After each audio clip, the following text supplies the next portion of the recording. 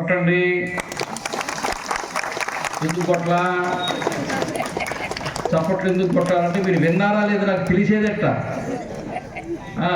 ఇక్కడ కూర్చోండి ఫోన్ మాట్లాడుకుంటుంటారు. అవునా? హిందూ జాతికి దేవుడు ఇన్బిల్ట్. హిందూ జాతికి దేవుడు ఇన్బిల్ట్. వేరే వాళ్ళకి అవుట్ సోర్సింగ్. వేరే వాళ్ళకి ఒకప్పుడు మనకి ఇది ఉండేది ఏం పరికరం, టీవీకి ఫ్రిడ్జ్కి బయట పెట్టె ఒకటి పెడతారు. పెట్టె స్టెబిలైజర్. ఇప్పుడు టీవీకి స్టెబిలైజర్ ఉంటున్నదే, ఫ్రిడ్జ్కి ఎందుకని ఇన్బిల్ట్ దాని లోపలే వస్తుంది. అవునా? ఒకప్పుడు సెల్ ఫోన్కి బ్యాటరీ తీసేసి మళ్ళీ వేసుకునేవాళ్ళం, ఇప్పుడు ఇన్బిల్ట్. అవునా? అట్లా హిందువులకు మాత్రమే దేవుడు ఇన్బిల్ట్. పుట్టుకతో దేవుడిని కలిగి పుడతాం మనం. అర్థమైందా? అంటే టపాసులు కూడా 1000 వాలని ఒకటి ఉంటుంది. ఇక్కడి నుంచి అక్కడ దాకా ఇక్కడ వెలిగిస్తే అక్కడ పోయేటికి రేపు మధ్యాహ్నం అవుతుంది అనమాట. అటు ఈ పక్కన చప్పట్లు పడితే ఆ పక్కకి రావడానికి 3 రోజులు పడుతుంది. అర్థమైందా? హిందువులకు దేవుడు నెత్తురులో ఉన్నాడు, జన్యువుల్లో ఉన్నాడు, XY క్రోమోజోముల్లో ఉన్నాడు. హిందువులకు దేవుడు లోపల ఎందుకుంటాడంటే హిందువు నశించేవాడు కాదు.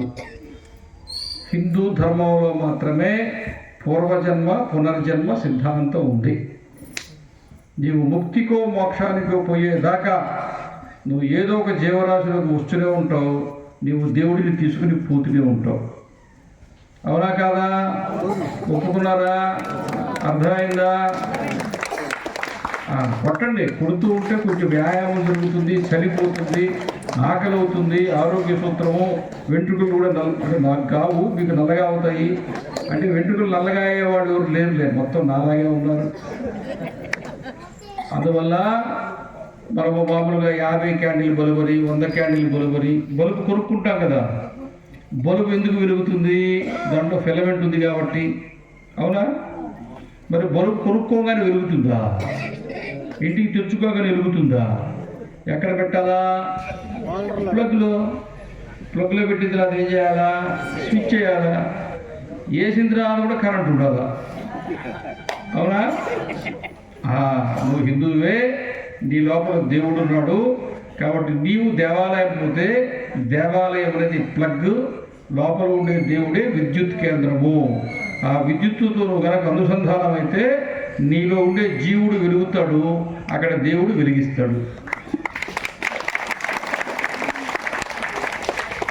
84 లక్షల జీవరాశులకి ప్రాణాన్ని ఇచ్చేవాడు భగవంతుడైతే, ఇలా దేవాలయం కట్టుకుని అందులో ఉండేటువంటి దేవీ దేవతలకి ప్రాణ ప్రతిష్ఠ చేసేటువంటి మంత్రశాస్త్రాన్ని ఋషుల ద్వారా పొంది దేవుడికే ప్రాణం పోసేవాడు హిందూ ఒక్కడే.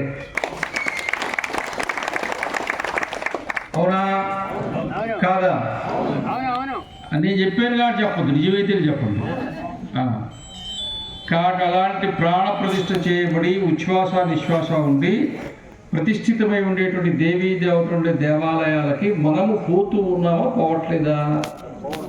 పోతున్నారా?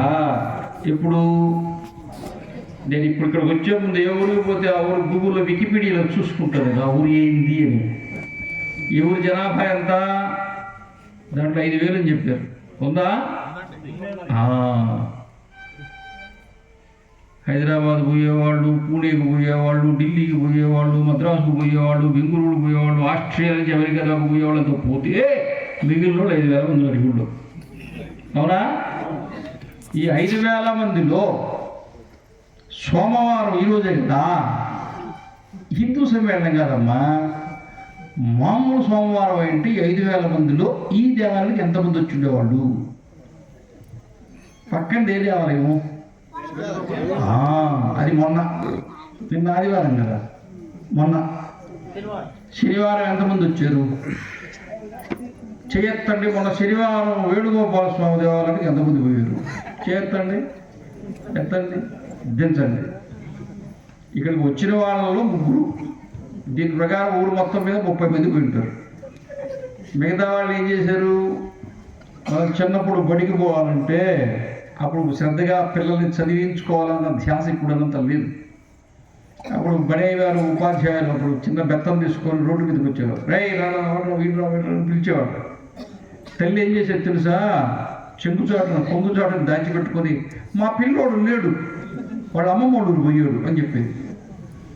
తల్లికి కొడుకు బడికి పోవడం కంటే తన దగ్గర ఉండడమే ఇష్టం.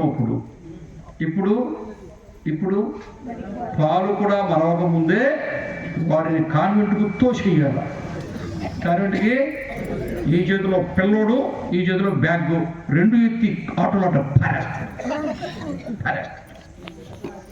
కొన్ని గ్రామాల్లో కళ్ళ నీళ్ళు వస్తాయి. పిల్లలకి ఆ బస్సు మెట్టు అందదు.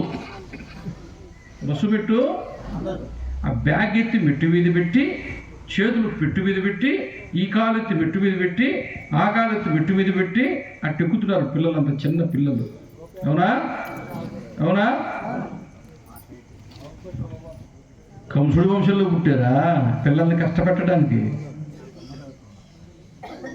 కోళ్ళ ఫారంలో పెరిగే కోడికి కాన్వెంట్ హాస్టల్లో పెరిగే నీ కొడుకు తేడా ఏం లేదు.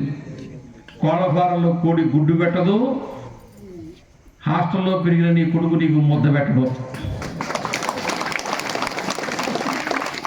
కుటుంబమే పోయిన తర్వాత తల్లిని మర్చిపోయి, తండ్రిని మర్చిపోయి, కుటుంబాన్ని మర్చిపోయి, బంధుత్వాన్ని మర్చిపోయి, సమాజాన్ని మర్చిపోయి, ఆర్ద్రత లేకుండా గుండె ఎండిపోయి ఏమీ తెలియకుండా గంట కొడితే బొచ్చి పెట్టుకుని అన్నం తిని అది ఉడికి ఉడక్క నిన్నటి కూరేసి మొన్నటి కూరేసి రేపటి కూరేసి వాడి జీవితంలో ఏ రసము లేదు, ఆనందం లేదు, బాధ లేదు, స్వాతంత్రం లేదు, స్వేచ్ఛ లేదు, ఎందుకు చదవాలో తెలియదు,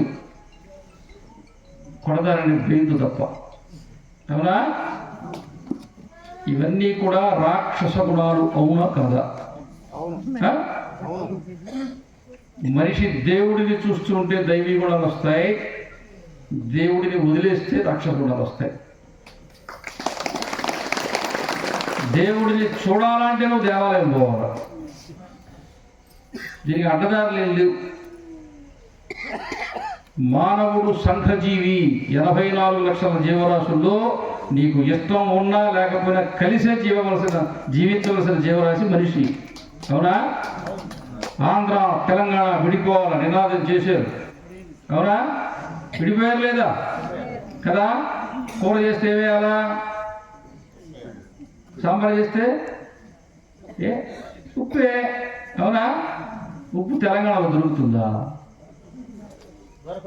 మన ఇసుకపల్లి, మన గోగులపల్లి, మన కృష్ణాపట్నం నుంచి పోవద్దా? సముద్రం అక్కడే ఉండే, అక్కడ లేదు కదా? ఉందా? ఇప్పుడు చెప్పండి, ఆంధ్ర లేకుండా అన్నం వండుకొని తిరగలమా? మీరందరూ సాంబార్ చేస్తే 3వ వీధి కూడా వాసన గుమగుమ రావాలంటే ఏం వేయాలా? కాదు, ఇంగువ. ఇంగువ భారతదేశం నుంచి వస్తుందా? ఆ చెట్టే ఇక్కడ మొలవదు, ఆఫ్ఘనిస్తాన్ నుంచి వస్తుంది. ఆఫ్ఘనిస్తాన్లో పుట్టే ఇంగు భారతదేశంలో వాడి దాన్ని అనుభవిస్తున్నాడు, ఆస్వాదిస్తున్నాడు. కానీ ఆఫ్ఘనిస్తాన్లో ఇంగు ఏం చేయాలో తెలియదు. ఇది చిత్రం. వాడికి వండుకొని తినడమే రాదు. అర్థమైందా? కానీ నీకు ఇష్టం ఉన్నా లేకపోయినా మనిషి కలిసి జీవించాల. మానవుడు సంఘజీవి. అందుకని కలిసి జీవించే గుణము దైవీ గుణము, విడిపోవడం రాక్షస గుణం. కౌరవులు 100 మంది, పాండవులు 5గురే. 5గురు కలిసి ఉండగలిగారు, 100 మంది విడిపోయారు. అవునా? వాళ్ళు పాండవులు అంటే పడదనుకుంటారు, కాదు, వాళ్ళకు కూడా పడదు. వాళ్ళకు పడి ఉంటే వీళ్ళతో కూడా పడి ఉండేది. కాబట్టి వాళ్ళకు పడదు, అందుకని వాళ్ళు పడిపోయారు. ఇలా కలిసి ఉండేటువంటి స్వభావాన్ని సమాజానికి నేర్పించడానికే దేవాలయం వచ్చింది. ఇప్పుడు మీరు ఈ దేవాలయం అయినా రండి, ఆ దేవాలయం రండి, మీ కుటుంబం అది ఇంటి నుంచి బయలుదేరారు. ఒక కొబ్బరికాయ ఏదో పూజా సామాగ్రి తీసుకొని లోపలికి వచ్చారు. ఏం పూజ చేసుకుంటారు? మీ 100 మంది పేర్లు చెప్పుకొని, గోత్రం చెప్పుకొని, మా ఇల్లు వాకిలి బాగా ఉండాలి, మా కొడుకు కోడలు పూజ చేసుకుంటారు. అంతేనా? మీరు మీ ఇంటి నుంచి దేవాలయానికి వచ్చి పూజ చేసుకుంటే అది మీ వ్యక్తిగతమైనది. దేవుడే పల్లకి ఎక్కి గడప దాటి ఊరిలోకి వస్తే అది గ్రామ ఉత్సవము. పూరి గుడిసి ముందు ఆగుతాడా లేదా? భవనం ముందు, డబ్బులుండేవాడి ఇంటి ముందు, డబ్బులు లేనివాడి ఇంటి ముందు మగవాళ్ళంతా ఊరంతా పల్లకి తిప్పుతారు. మహిళలు ఇంటి ముందు నీళ్లు చల్లి ముగ్గు వేసి పల్లెల్లో వాళ్ళకు కలిగింది కొబ్బరికాయో జామకాయో, వాళ్ళ ఇంట్లో సపోటా చెట్టు ఉంటే సపోటా కాయో, అంతేనా, ఏదో లేకపోతే అటుకులు బురుగులు చక్కెర బెల్లమో అంత పల్లెల్లో పట్టుకొని ఆ ఇంటి ముందు నిలబడితే ఆ దేవుడు అక్కడికి వచ్చి ఆగుతున్నాడా లేదా?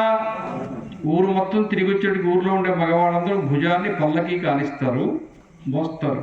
అవునా? ప్రతి ఇంటి దగ్గర దేవుడు నైవేద్యం తీసుకుంటాడు. అవునా? అలా ఊరంతా తిరిగి వచ్చిన తర్వాత శివుడు కావచ్చు, వేణుగోపాలుడు కావచ్చు, మనకేం చెప్తున్నారంటే, నాయన ఈరోజు ఈ గ్రామంలో ఉచ్చనీచాలు హెచ్చు తగ్గులు ఇవన్నీ లేకుండా ఏకోన్ముఖంగా ఒకే ఆలోచనతో ఒకే భావనతో ఒక తాటి మీద నిలబడి మీరందరూ ఏ రకంగా జీవించారో ఈ రోజున ఎలా ఉన్నారో స్నేహంగా, అలా ఎప్పటికీ ఈ ఊళ్ళో వాళ్ళందరూ అలాగే కలిసిమెలిసి ఉంటే మీ అందరితో పాటు మీలో ఒకటిగా నేను కూడా ఈ గ్రామంలో ఉంటాను అని దేవుడు మనకు చెప్తున్నాడు. సమాజాన్ని కలిపేది దేవుడు, కలిసి ఉండడమే దైవీ గుణము. మనిషి పుట్టుకతో ఏది రాదు. వస్తుందా?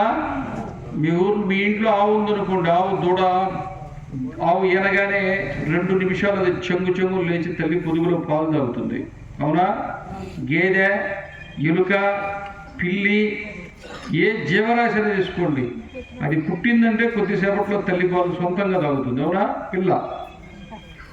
ఈ సృష్టిలో ఇంతవరకు ఇన్ని కోట్ల సంవత్సరాల నుంచి, ఇన్ని యుగాల నుంచి మనిషి పుడుతున్నాడు కదా, నాతో సహా మనం పుట్టాం కదా, మన సొంతంగా మన తల్లి పాలు తాగగలమా ఆవు దూడలాగా?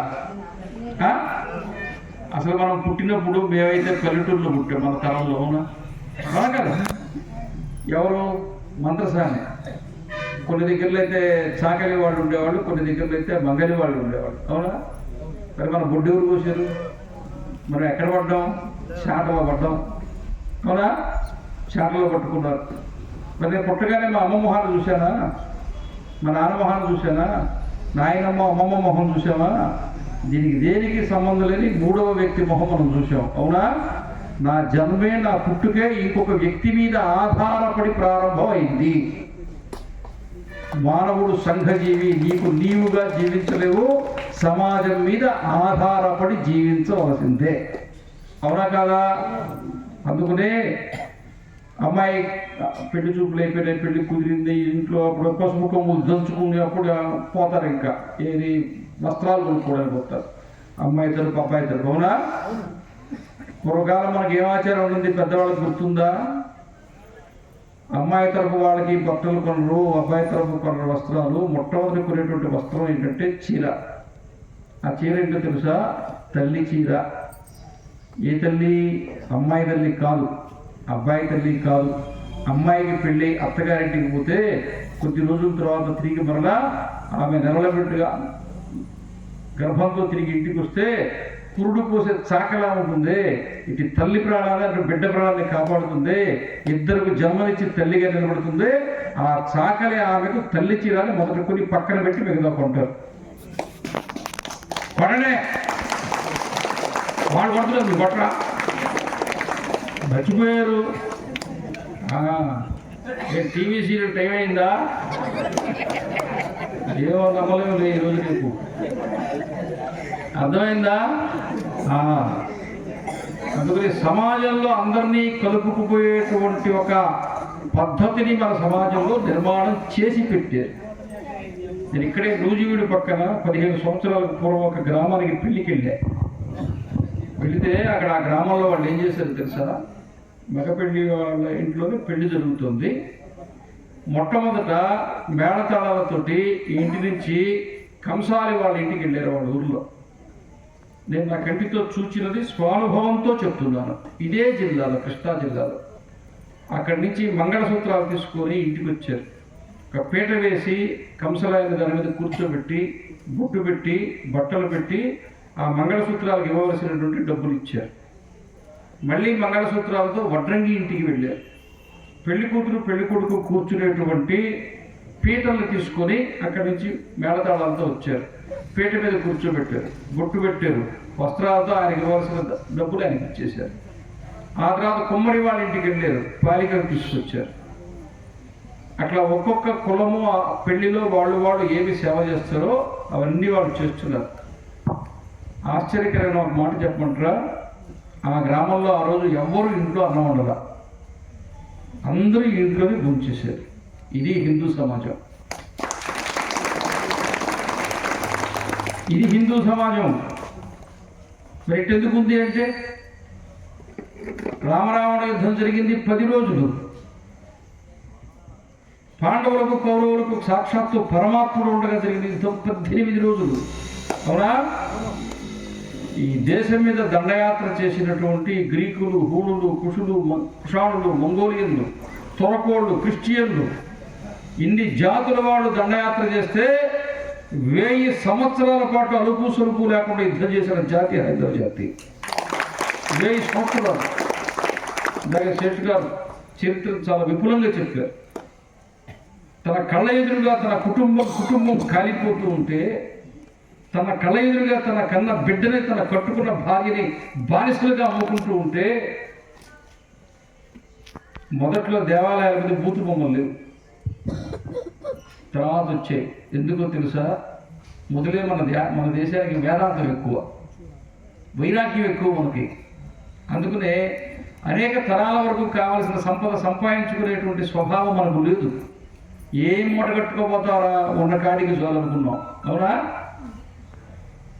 ఆ రకంగా యుద్ధాలు చేస్తూ గ్రామాలు, కులాలు, వంశాలు, గోత్రాలు, ఊర్లు నాశనమైపోతూ ఉంటే, ఎందుకు పిల్లలు కనాలా, ఎందుకు భార్య, ఎందుకు భర్త, ఒక వైరాగ్యంలో గడిపోతే వాళ్ళలో తిరిగి మళ్ళా ఒక కామోద్దీపనం చేసి, తిరిగి మళ్ళా సంసారం చేసి, తిరిగి సంతానానికని, తిరిగి జాతి నిలబెట్టడానికి పుట్టుక దగ్గర నుంచి సైన్యాన్ని నిర్మాణం చేసుకున్న జాతి హైందవ జాతి. లోపల ఉండే దేవుడు నిన్ను ఒక సృష్టిలో ఒక భాగంగా మాత్రమే చేస్తాడు.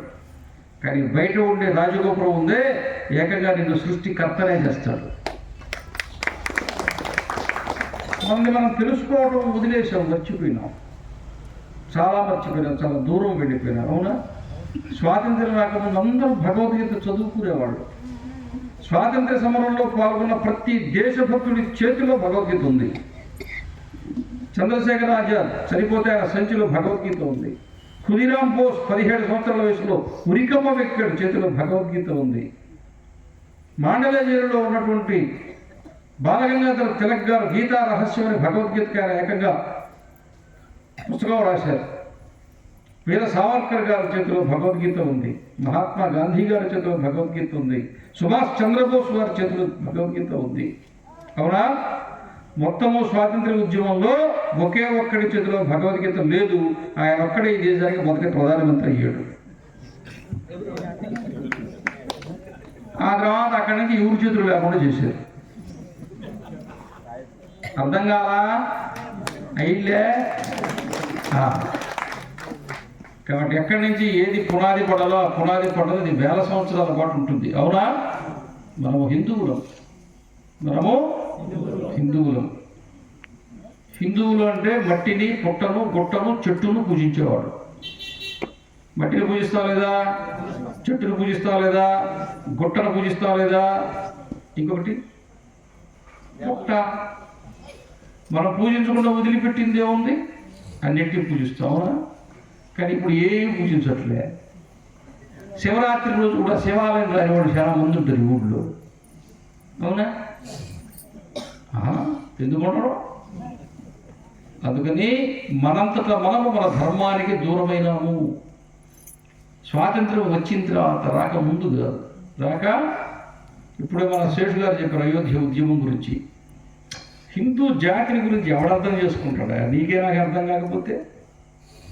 అయోధ్య ఉద్యమానికి కరసేవకు బయలుదేరి రమ్మంటే కూతుర్లను, కొడుకులను కూర్చోబెట్టుకుని, నాయన మేము రామకార్యం కోసం పోతున్నాం, రాముడి మందిరం నిర్మాణం చేస్తే వస్తాం, లేకపోతే రా. ఉంటామో పోతాం తెలియదు. పోయినా పర్వాలేదు. పిల్లలకి ఆస్తి పంపకాలు చేసేసి వీలునామా రాసి, ఇదిగో ఇది పొలం ఇంత, నీ పొలం ఇంత, ఇది ఇంత రాసేసి ఆస్తులు పంచి పిల్లలకు ఇచ్చేసి ఇక మేము రాముని అయోధ్యకు పోయినటువంటి కరసేవకులు హిందువులు ఉన్న జాతిది. అవునా? ఒకవేళ దేశం కోసము ధర్మం కోసము నిలబడాలంటే 1000 సంవత్సరాల క్రితం ఈ జాతి ఎలా ఉందో ఈ రోజు కూడా అలాగే ఉంది. కార్గిల్ యుద్ధం జరుగుతుంది, చాలా తీవ్రంగా యుద్ధం జరుగుతుంది. నేను నెల్లూరులో ఉన్నా. నెల్లూరులో స్కూటర్ మీద ఆత్మకూరు బస్ స్టాండ్ అని అక్కడ పోతూ ఉన్నా. ఇక్కడ చెరుకు కొడుతూ ఉంటే మధ్యలో ఒక చెరుకు అడుక్కొచ్చుకున్నాను, ఒక గడ ఇచ్చాడు. వచ్చేటప్పుడు పెవడి ముక్కలు దాటి హోటల్కి వస్తే లారీ మీద చేస్తుంటే ఒక గడియం అయ్యా తినాలంటే ఇచ్చారు. నేను ఎందుకు చెప్తున్నానంటే నెల్లూరు జిల్లాలో చెరుకు వేస్తారు, కానీ దాన్ని కొట్టి కట్టి పెట్టేవాడు లేడు. చెరుకు కొట్టి దాన్ని కట్టలు కట్టి లారీ మీద పెట్టేవాడు అక్కడ పనిచేసేవాడు లేరు.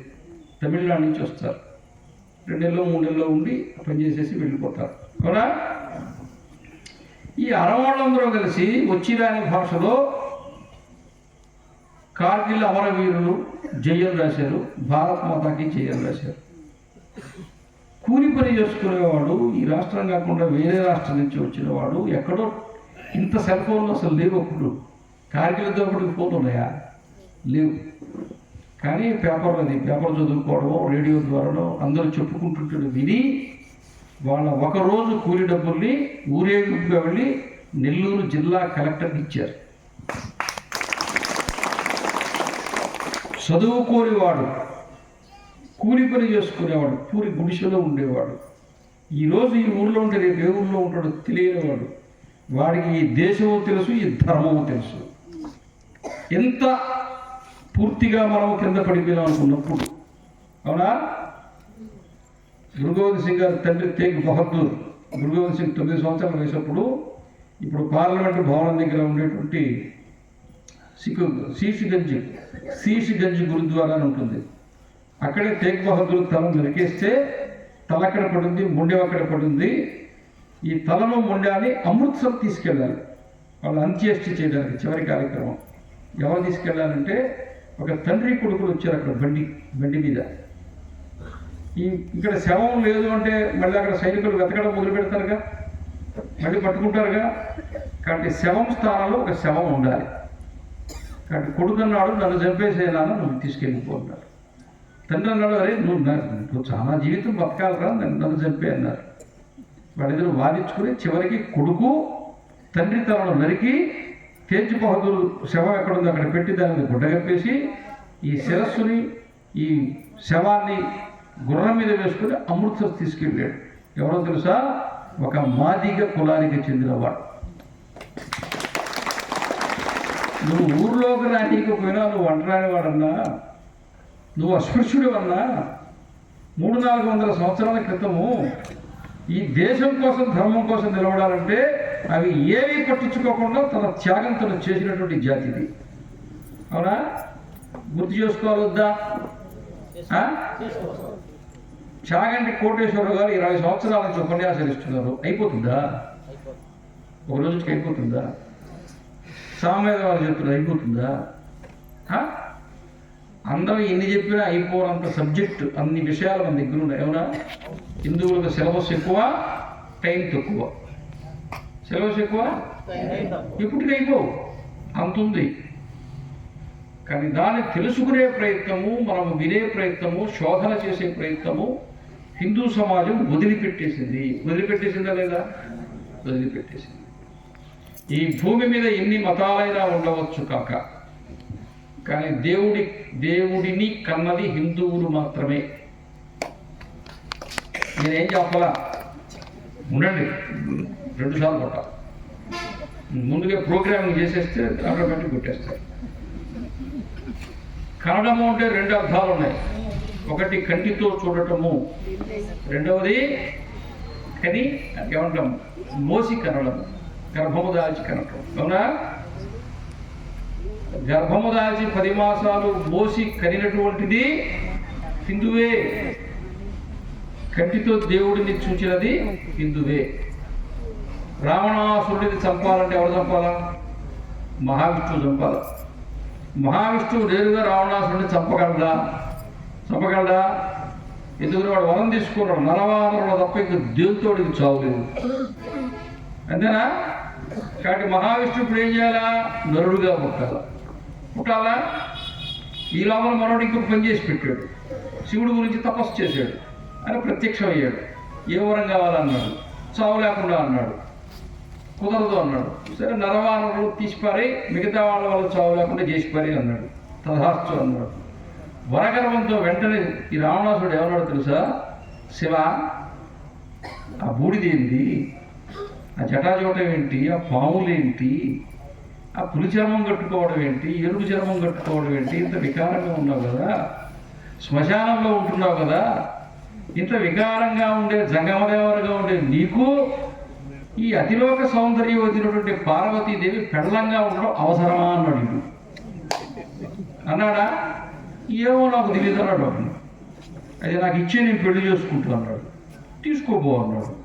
ఆయన పోతున్నాడు, ఆయనకి ఏమో పోతున్నది లెక్కకి పెళ్లి చేసుకోవడానికి. మధ్యలో నారదులు వచ్చాడు. మనవడా ఏమి ఇంత ఆనందంగా పోతున్నాడు?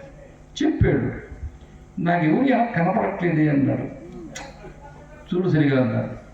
ఒరే మనవడా, పార్వతీదేవి నాకు తెలియదు కానీ ఒక బ్రహ్మరాక్షసు వస్తున్నది అన్నాడు. నల్లగా ఒక పర్వతము, చింతబొగ్గుల్లాగా చింతనిప్పుల్లాగా కళ్ళు, నాలుగు చాచుకుని ఉంది, రక్తపు బిందువులు కొడుతున్నాయి, బొట్లు టపటప. ఆమె అడుగు తీసి అడిగేస్తే లోకాలు కదిలిపోతున్నాయి. అంత భయంకరమైనటువంటి స్వరూపాన్ని రావణాసురుడు చూచాడు. తాత ఎవరో ఉన్నాడు. ఒరే మూర్ఖుడా, దరిద్రుడా, జగజ్జనని జగన్మాత అనే భావనతో నువ్వు చూచుంటే నీకు పార్వతీదేవి ఆ రకంగా కనపడి ఉండేది. నువ్వు ఆ దృష్టితో చూడలా, నీ బుద్ధి వక్రమైంది. ఆ తల్లే కాళికామాత రూపంలో వస్తున్నది. నువ్వు లంకలాగా పో, ఈ లోపల తొక్కేస్తుంది అన్నాడు. అర్థమైందా? అప్పుడు పొయ్యి వల్ల శివుడి పాదాలు పట్టుకుంటే క్షమించాడు. కానీ పార్వతీదేవి తనకు జరిగిన అవమానానికి కోపం వచ్చి శాపం పెట్టింది. పరస్త్రీని కోరుకున్నావు కాబట్టి రావణ, పరస్త్రీ కారణంగా నువ్వు చస్తావు పోన్నాడు. ఇది వెళ్ళిపోయాడు. ఇట్లాంటి శాపాలు చాలా చూశారు, అహంకారం తెలిపాడు. కానీ శివుడు పార్వతి కూర్చొని పాపం విజయాన్ని ఇచ్చారు, బాధపడ్డారు. అరే ఇప్పుడు వీడు చంపాల్సింది విష్ణువు కదా, ఆ విష్ణువేమో మా అన్న అయిపోయా, ఆమెమో లక్ష్మీదేవి అయిపోయా, ఇతరుల భార్య వల్ల అని చెప్తుంది, ఇప్పుడు ఇది వచ్చేసి మా వదిలికి తగులుకుంది శాపము అని చెప్పి బాధపడి వాళ్ళిద్దరూ మాట్లాడుకుని అప్పుడు 11 శివరూపాల్లో రుద్రుడిగా రౌద్ర రూపంతో ఉండేటువంటి శివుడి యొక్క రూపముగా ఆంజనేయ స్వామి యొక్క ఆవిష్కరణ జరిగింది. ఎందుకని? నా శాపం వల్ల ఏ సీతారాములు విడిపోతారో వాళ్ళిద్దరిని తిరిగి కలిపే పనిని నేనే చేయాలని ఆంజనేయ స్వామి మనకి ఇచ్చారు. మీరు రామాయణంలో చదవండి. ఇంకా పెద్దగా అంటే తగ్గించి చెప్పటం కాదు, సీతారాములను కలిపే పని తప్పితే ఆంజనేయుడు చేసింది ఏం లేదు. దానికి ముందే లంకను తగలబెట్టేశాడు. సగం యుద్ధం ఆయన ఒక్కడే చేసేసాడు, అయిపోయింది. అవునా? సగం యుద్ధం అయిపోయింది కదా, లంక మొత్తం తగలబెట్టా, ఆయుధాగారాన్ని తగలబెట్టా, అయిపోయింది. యుద్ధం ఇంకేముంది? పట్టుకుంటే ఆ బాణం లేదు, గద లేదు, ఆయుధం లేదు, ఏమీ లేదు. మరి పాకిస్తాన్ ఎట్లుందో అప్పుడు లంకనాట చేసి పెట్టాడు. ఇప్పుడు వాళ్ళ దగ్గరే ఉంది. మొన్ననే చైనా నుంచి కొనుక్కుని కాల్చుకుంటే వాళ్ళ దేశం మీద పడ్డాయి. అప్పుడు బస్మాసులో పాకిస్తాన్ వాడినప్పుడు అర్థమైంది, వాడిని వాడే చెప్పుకోండి. నేనే జోక్ చేయట్లే, నిజంగానే జరిగింది. ఆ యూట్యూబ్లో వచ్చిండే, యూట్యూబ్లో అదే వాట్సాప్లో వచ్చింది. కాబట్టి కన్నదెవరు? 14 లోకాలు ఎక్కడుంటాయి? మహావిష్ణువు గర్భంలో ఉంటాయి. అంతేనా? మీరంతా విష్ణు సహస్రనామం చదువుతారుగా. 14 లోకాలు ఎక్కడ ఉంటాయి? మహావిష్ణువు గర్భంలో ఉంటాయి. ఇప్పుడు మహావిష్ణువు ఎవరి గర్భంలో ఉన్నారు? కౌశల్యమాత గర్భంలో ఉన్నారు. అవునా? నాకు తెలియకడైతే మీరే ఈ ఊర్లో తీర్మానం చేయాలి, పరిష్కారం చేయాల్సింది.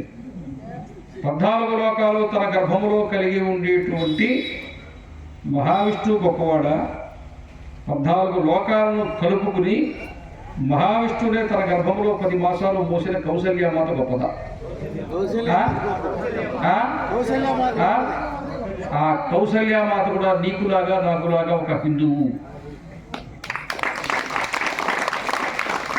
భగవంతుడికి కూడా జన్మనివ్వగలిగినటువంటి యోగ్యత, పవిత్రత, సౌశీల్యము కలిగిన మాతృమూర్తులు ఈ ప్రపంచంలో ఎక్కడ ఉన్నారంటే అది భారతదేశం తప్పికి ఎక్కడ లేరు. అవునా? కాబట్టి భగవంతుడికి జన్మను ఇచ్చింది, కన్నది ఎవరు? హిందువే. కంటితో చూచింది. రామకృష్ణ పరమహంస వారు కాళికామాతను కంటితో చూచారా లేదా? ఆయన శిష్యుడు స్వామి వివేకానందుడు దేవుడిని కాళికామాతను కంటితో చూచాడా లేదా? చూశాడు. చెప్పండి. వాళ్ళు చదివారు, ఎవరో పుస్తకం చదివినట్టుంది ఎక్కడో, వివేకానంద జీవిత చరిత్ర. మీరు చదవాలా? మీరు స్వాతి వారపత్రిక చదువుతుంటే అప్పుడు వివేకానంద జీవిత చరిత్ర చదివారు. ఇప్పుడు స్వాతి రావట్లేదు కదా, వస్తున్నదే మన ఘంటసాలే కదా అయింది స్వాతి అయింది. వేమూరు బలరాం గారు పుస్తకం రావట్లేదు. ఇప్పుడైనా చదవండి వివేకానంద జీవిత చరిత్ర చదవండి. కానీ కాళికామాతను చూచాడా లేదా వివేకానందుడు? చూచాడు. కొన్ని విషయాలు రహస్యం చెప్తే ఎవరికి చెప్పొద్దు, సరేనా?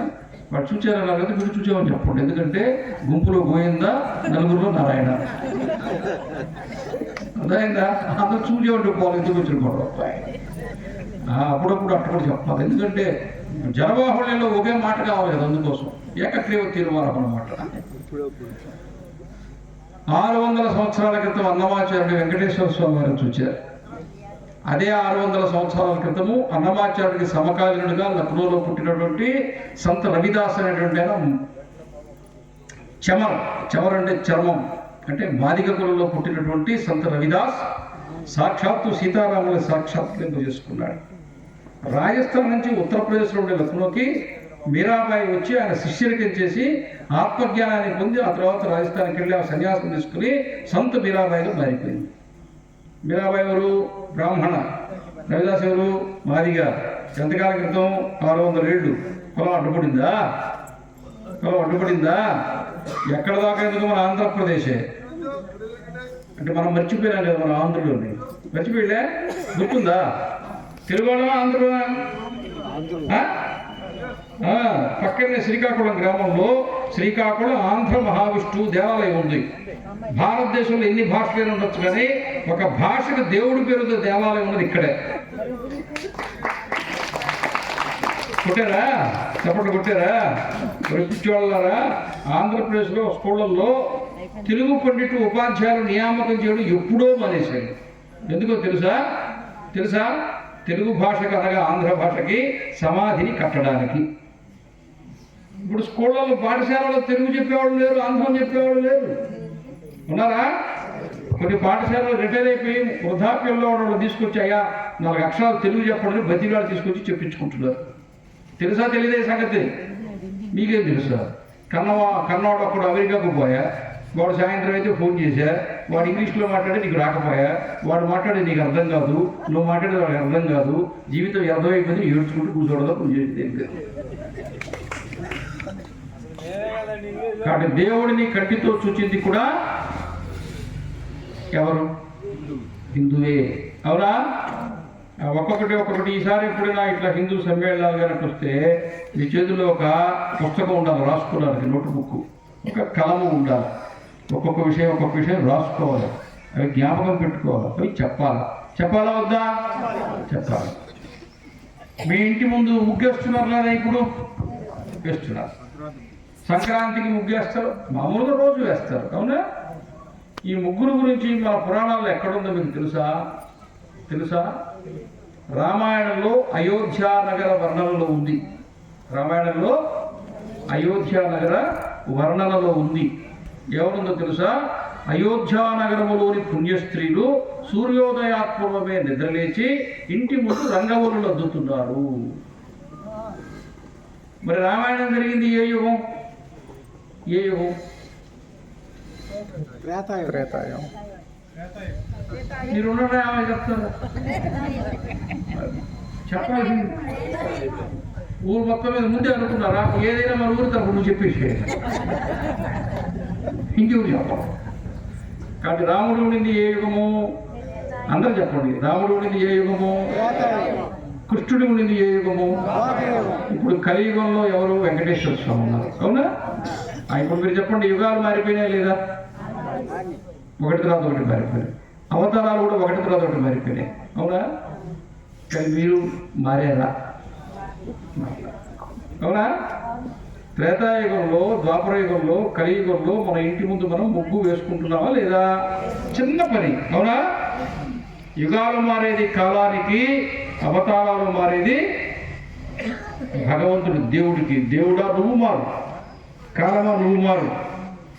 కాలం మారినా దేవుడు మారినా నేను మాత్రము యుగ యుగాల పర్యంతము ఒకే ధర్మము, ఒకే సాంప్రదాయము, ఒకే ఆచారము, ఒకే సంస్కృతి, ఒకే ప్రవర్తన, ఒకే మతము, ఆజీవన పర్యంతము, యుగ యుగాల పర్యంతము అదే ధర్మం మీద నిలబడి బతుకుతాను అని భూమి మీద జీవించేవాడినే హిందూ చెప్పాలా గట్టిగా అందరూ?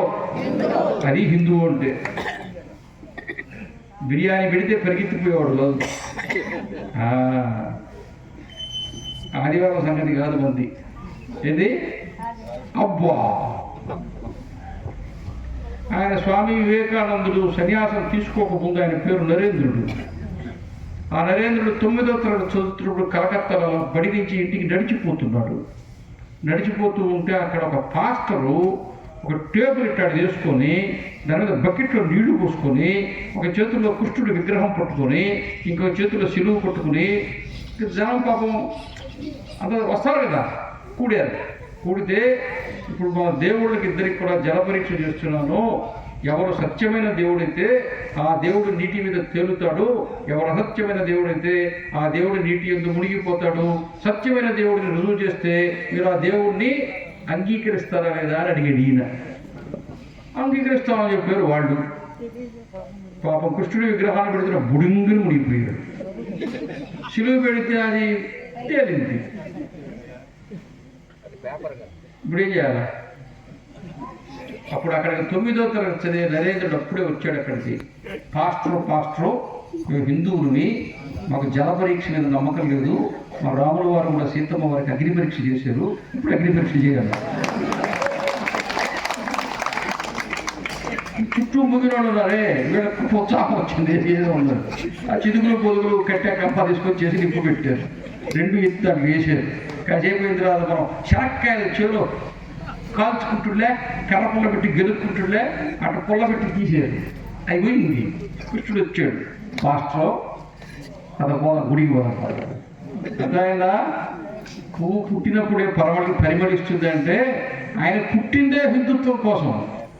అవునా? అప్పటికి ఇంకా రామకృష్ణ పరమహంసలు కలవడం కూడా పని ప్రారంభమైపోయింది. వివేకానందుడు ఆ సమయానికి అక్కడికి వచ్చాడు కాబట్టి సరిపోయి, రాకపోతే ఈ పిచ్చోళ్ళని తెలిపిండు. అవునా? గత 2000 సంవత్సరాలుగా ఇట్లాంటి అబద్ధపు బతుకుతున్నారు. వాళ్ళ నోట్లో నుంచి ఇది చూస్తే ఒట్టు. అవునా? ఇప్పుడు యూట్యూబ్లో పెడితే ఆమె ఏటీఎం పోయిందంట, 2000 గాలను స్తోత్రం చేసిందంట, 3000 వచ్చాయంట.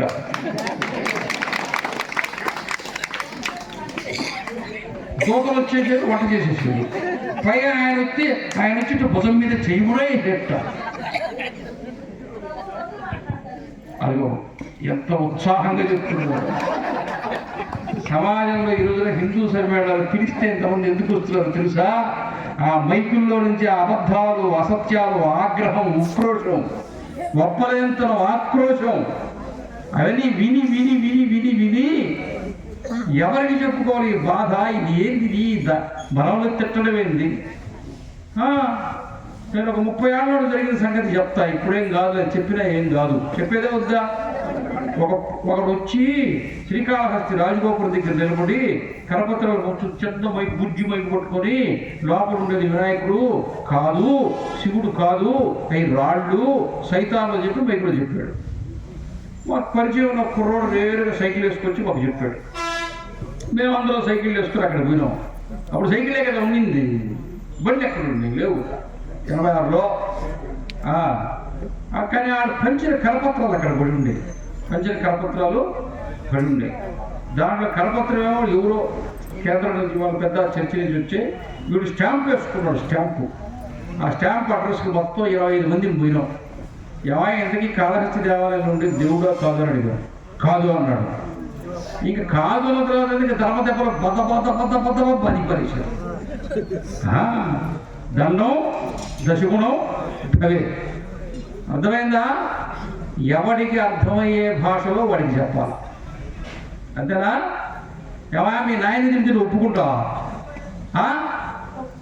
ఒప్పుకుంటావా?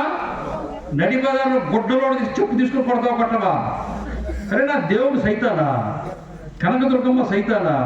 ఆ మాట అన్న తర్వాత ఈ దేశంలో ఎక్కువ ఊపిరి పిలుస్తావా? ఏ రోజైనా హిందూ సమాజానికి ఒక్కసారి ఆక్రోశం వస్తే నిన్ను తొక్కే ఉండే కృష్ణానదిలో మళ్ళీ 1,00,000 సంవత్సరాల తర్వాత నువ్వే పెట్రోల్ బయటకు వస్తే మళ్ళీ ఓఎన్ చేసి గ్యాస్ తీసుకొని సిలిండర్ తెచ్చుకొని వంట చేసుకొని తింటావు. అవునా? నువ్వు నాతో పెట్టుకుంటావా? ఏదో మంచివాళ్ళం కాబట్టి. అవునా?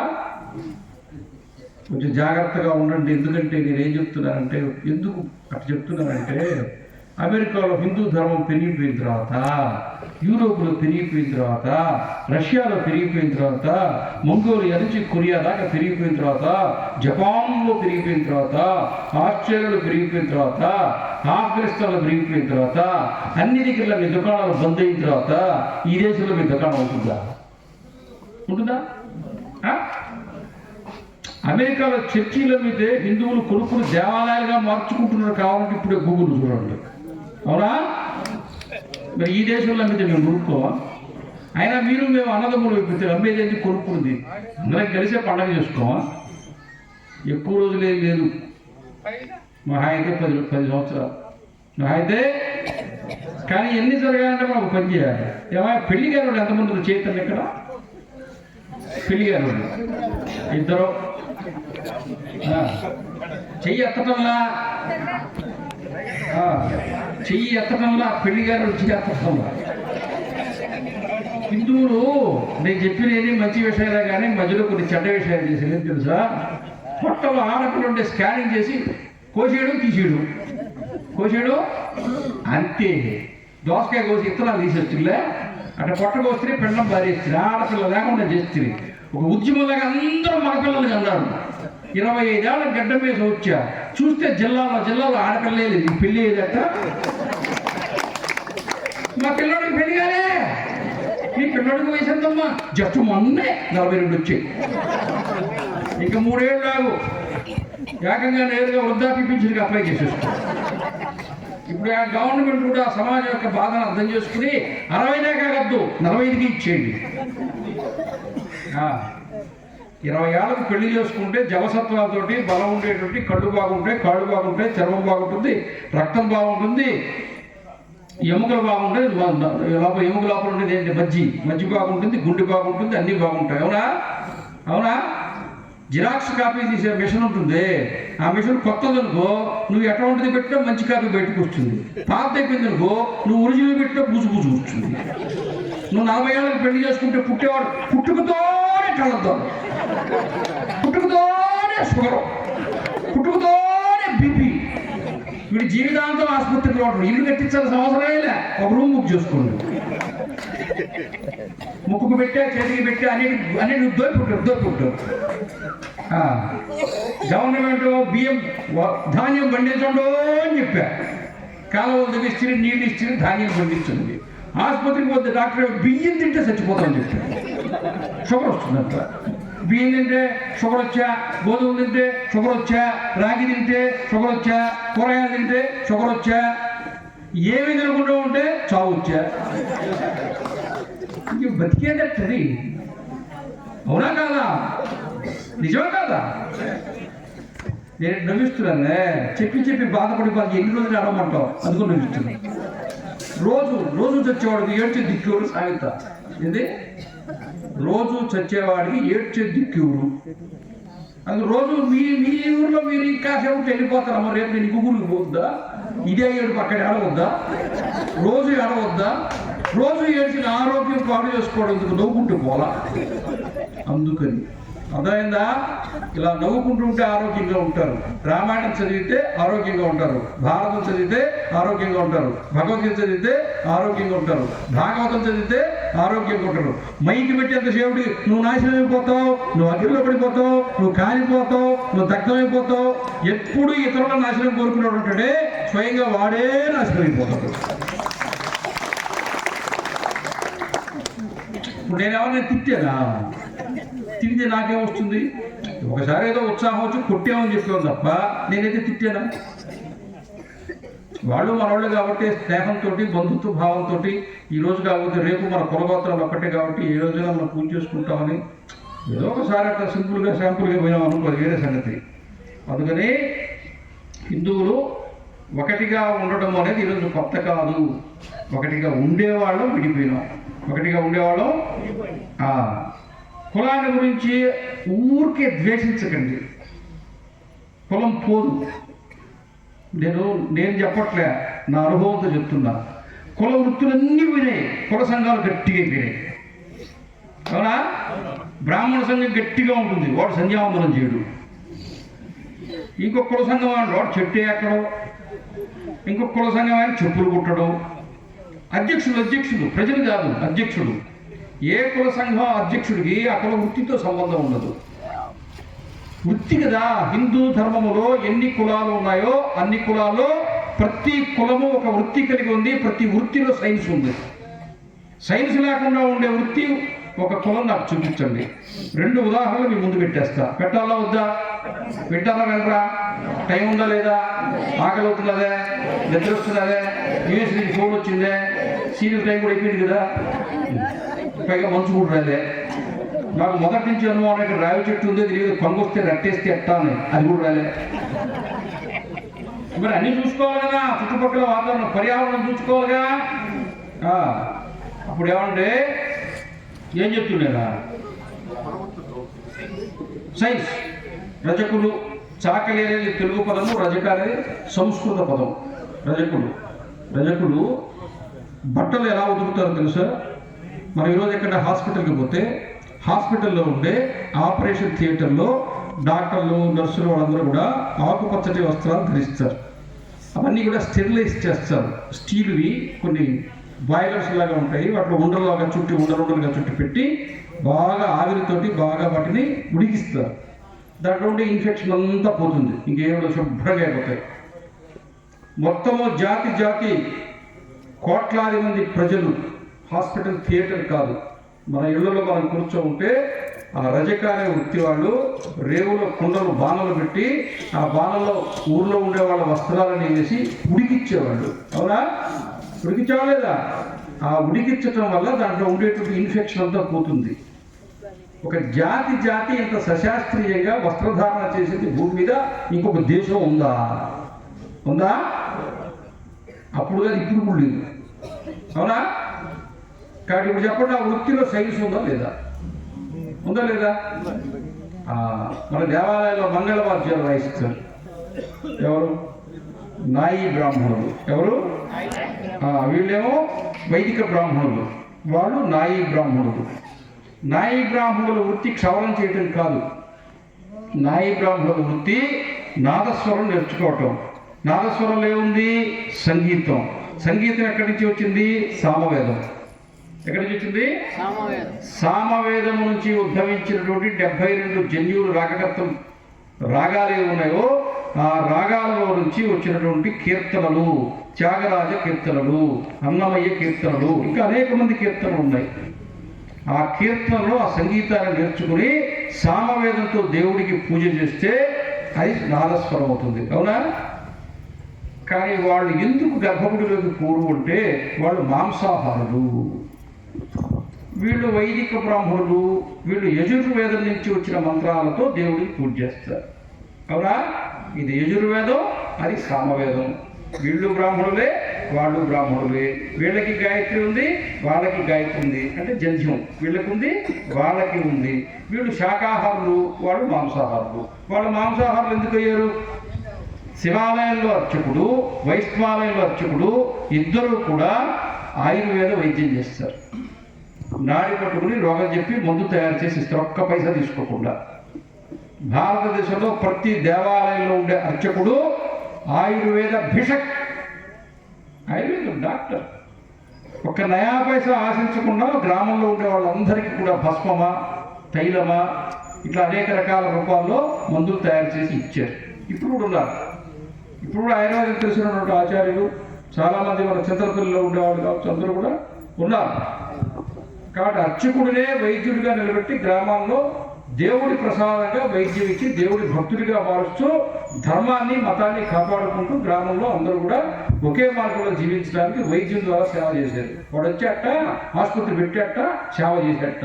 ఈ దేశంలో ఉండే లక్షలాది గ్రామాల్లో ఉన్న, లక్షలాది దేవాలయాల్లో ఉన్న లక్షలాది మంది అర్చకులు అందరూ కూడా సమాజానికి పైసా ఆశించకుండా సేవ చేసిన చరిత్ర ఉంది. మనం చదవలేదు కదా, కాబట్టి తెలియదు. కాకపోతే ఇక్కడ ఉండేటువంటి అర్చకులందరూ కూడా చెట్టు నుంచి వచ్చిన ఆకు కావచ్చు, బెరడు కావచ్చు, వేరు కావచ్చు, కాండం కావచ్చు, పువ్వు కావచ్చు, కాయ కావచ్చు, పండు కావచ్చు, వాటి ద్వారా చేసేటువంటి మందుతో వైద్యం చేస్తారు. కానీ నాయి బ్రాహ్మణులు ఏం చేస్తారు తెలుసా? పక్షవాతం వస్తే జముడు కాకి మాంసంతో వైద్యం చేస్తారు. కీళ్ళ నొప్పులు వస్తే కౌసు పిట్ట మాంసంతో వాళ్ళు లేహ్యం తయారు చేస్తారు. మరి ఆయి చిప్పలతోటి, నత్తలతోటి, ఎద్దు కొమ్ములో ఉండే కొవ్వుతోటి, జింక కొమ్ములో ఉండే కొవ్వుతోటి వాటితోటి వైద్యం చేస్తారు. కాబట్టి మాంసంతో సంబంధం ఉన్నారు కాబట్టి వాళ్ళు మాంసాహారులు అయ్యారు. అంతేకాదు మొట్టమొదటి ప్రపంచంలో సర్జరీ చేసింది, శస్త్రచికిత్స చేసిందే నాయి బ్రాహ్మణుడు. వాళ్ళ కుల దైవమే సుశ్రుతుడు. శ్రీకృష్ణ దేవాలయాల సైన్యము 5 లక్షల మంది అక్కడ మన హంపి విజయనగర సామ్రాజ్యం నుంచి బయలుదేరి ఇటువైపు వస్తే 5 లక్షల మంది సైనికులు వస్తే పక్కన 6-7 వేల మంది నాయి బ్రాహ్మణులు వైద్యం చేయడానికి కూడా వచ్చేవాళ్ళు. చరిత్ర చదవండి. వాడు గుడారాలు వేసుకునేవాడు, మందులు నూరుతూ ఉండేవాడు, కల్వాలు ఎక్కడెక్కడ మందులు తయారు చేసి సిద్ధంగా పెట్టుకునేవాడు. గత్తి ఘాటు పడితే, చేతులు విరిగితే కట్లు కట్టి 1 వారం 2 వారాల్లో తిరిగి సైనికుడిని తయారు చేసి యుద్ధానికి పంపించేవాడు. అసలు భారతదేశము, హిందూ సమాజము, మన వృత్తి ఏంటి, మన ప్రవృత్తి ఏంటి, సమాజ వ్యవస్థ ఏంటి, ఎలా కలిసి సోషల్ ఇంజనీరింగ్ అలా కలిసి బతికేము. మనం దేవాలయంలో అర్చకులకు మాత్రమే మాన్యాలు ఇవ్వలేదు. పూల తోటలు పెంచి దేవుడికి పూలమాలలు కట్టి ఇచ్చేటువంటి జంగమ కులానికి దేవాలయంలో మాన్యం ఉంది. దేవాలయంలో నాట్యం చేసినటువంటి భోగం కులస్తులకి దేవాలయంలో మాన్యం ఉంది. ఈ సమాజంలో మనం ఎవరిని అవమానించలేదు, తక్కువ దృష్టితో చూడలేదు. ఉదాత్తమము, ఉన్నతమైనటువంటి సంస్కారములు కలిగిన జాతిగా మనం నిలబడ్డాం. మర్చిపోయిన ఆత్మవిస్మృతి మనం మర్చిపోయినాం. చివరికి మెదక్ జిల్లాలో, పాలమూరు అంటే మహబూబ్నగర్ జిల్లాలో, రంగారెడ్డి జిల్లాలో చూస్తే మాలా మాదిగా కులాల వాళ్లకు కూడా దేవాలయంలో మాన్యాలు ఇచ్చున్నారు. ఎండోబిట్స్ రికార్డ్స్లో ఉన్నాయి. ఎక్కడ దాకా ఎందుకు, మన కలియుగ ప్రత్యక్ష వెంకటేశ్వర స్వామి చూస్తాం. కొండ మీద లేదు వెంకటేశ్వర స్వామి వారు వైష్ణవ క్షేత్రం. కానీ ముందు దేవాలయం కింద దర్శనం చేసుకునేవారు కపిల తీర్థం శివాలయం దర్శనం చేసుకో, వైష్ణవాలయానికి పో. ఈ శివాలయానికి వైష్ణవాలయానికి పోయే మధ్యలో ఇంకొక పని చేయాలి. ఏదో తెలుసా? సరిగ్గా ఆ శివాలయాన్ని చూస్తే నీరు జలపాతం వస్తూ ఉంటుంది. వర్షం వచ్చినప్పుడు సరిగ్గా జలపాతం ఎక్కడ పడుతుంటుంది, అక్కడ మాలవారి గుండము అని ఉంటుంది. ఆ మాలవారి గుండంలో నువ్వు స్నానం చేయాలి. చూడండి ఎట్ట పెట్టారు. మానవాడు నిన్ను అంటుకుంటేనో, నువ్వు నడిచిన దారిలో వచ్చేనో, నీకు ఎదురు వచ్చేనో నువ్వు స్నానం చేస్తావు. అవునా? అట్టగాదంట వెంకటేశ్వర స్వామికి పోవాలంటే నువ్వు మానవాడు స్నానం చేసే గుండంలో స్నానం చేస్తే నువ్వు పవిత్రుడు అవుతావు. కొట్టనే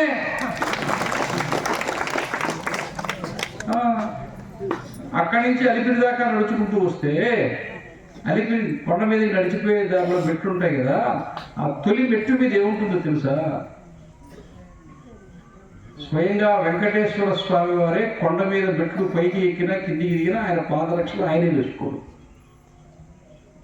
ఆ అలిపిరి మొదటి మెట్టు మీదనే వెంకటేశ్వర స్వామి పాదరక్షలను వదిలిపెట్టి కొండ మీదకు పోతాడు. ఎందుకు చెప్పారో తెలుసా? తాను ఆచరించకుండా నిన్ను ఆచరించమని దేవుడు కూడా చెప్పట్లా. అవునా? అది ఒక పాఠం.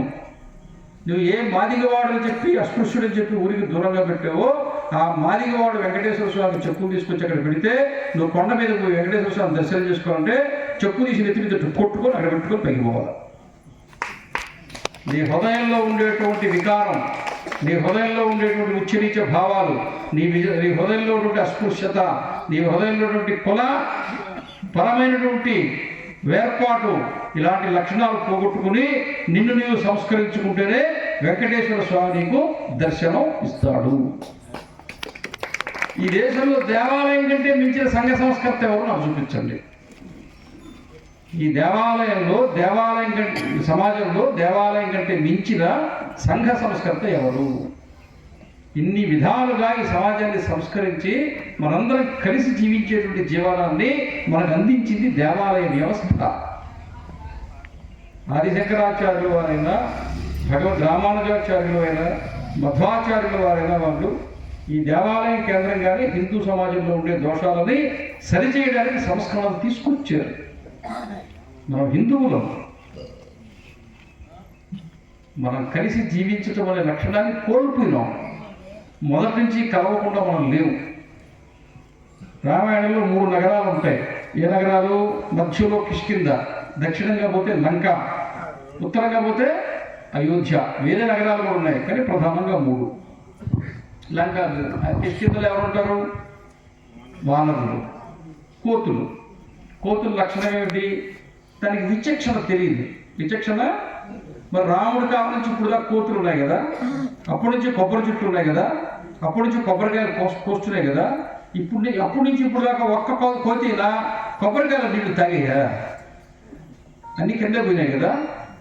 మరి ఈ కాయలో నీళ్ళే తాగలేను, వదిలేద్దామని ఎప్పుడైనా ఒక కోతి అనుకుందా? పోనీ ఒక గెల ఒక కాయ కోసింది, మొత్తం గెలంతా కోసేయాలి. అంత సిన్సియర్ నిజాయితీగా పనిచేస్తుంది, అది మొత్తం కోసేస్తుంది. అవునా? కాకర చెట్టు వేసుకుంటాం, ఇంట్లో కాకర పోదు, తింటుంది, చేదు మొక్కలు చేసి కింద వస్తుంది, మొత్తం కాకర పిండి కూడా అక్కడ కోసుకొనిస్తుంది. అది కోతి, దానికి తెలియదు. అవునా?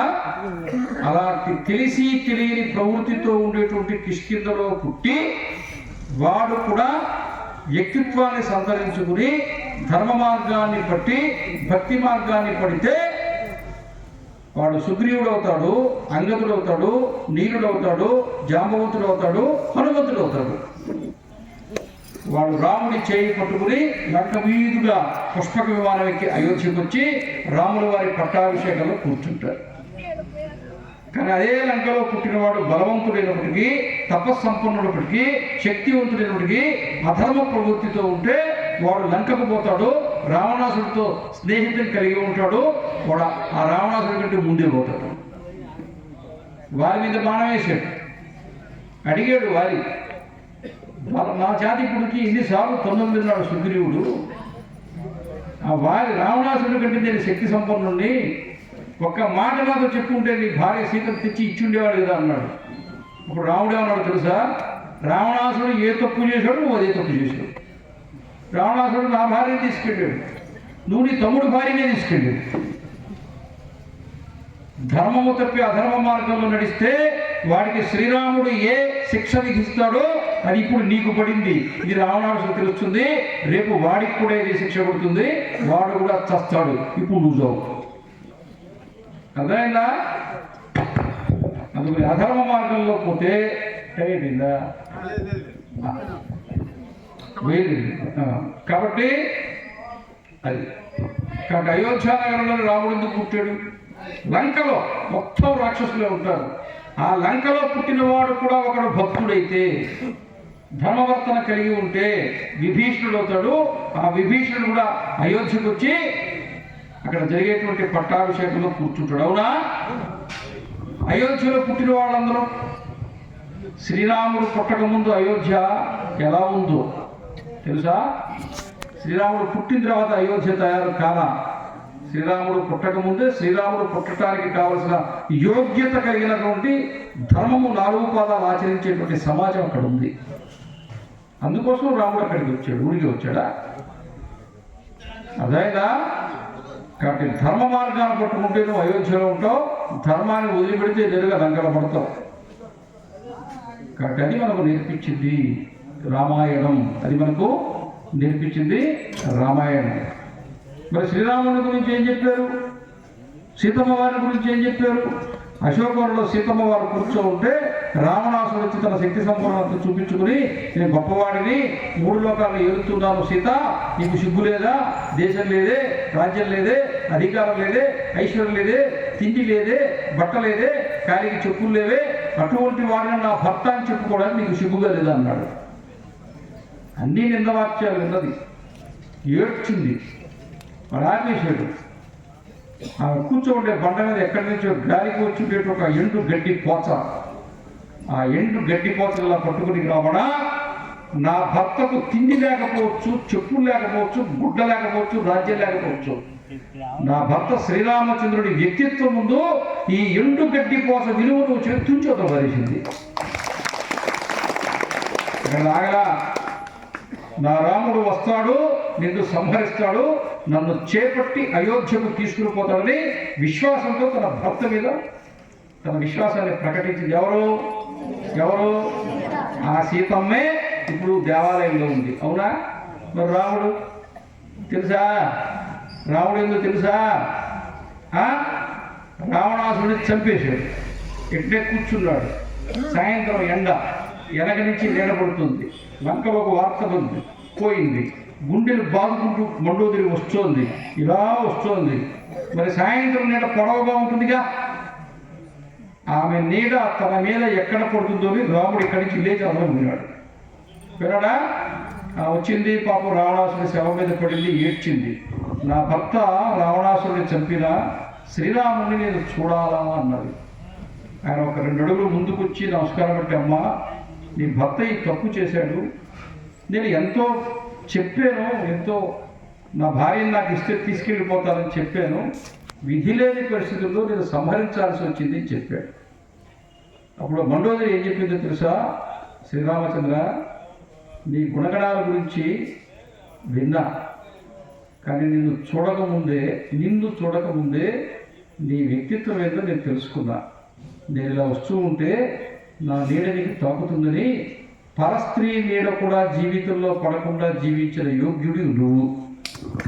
బతికినంతకాలం పరస్త్రీ వ్యామోహంతో బతికిన వాడు వీడు. నువ్వు చంపాల్సిందే, వీడు చావాల్సిందని ముందు చెప్పింది. ఇప్పుడు రాముడు ఎక్కడున్నాడు? గుళ్ళో. అవునా? సీతారాములు చూస్తూ ఉంటే సీతారాములాగా అవుతారు.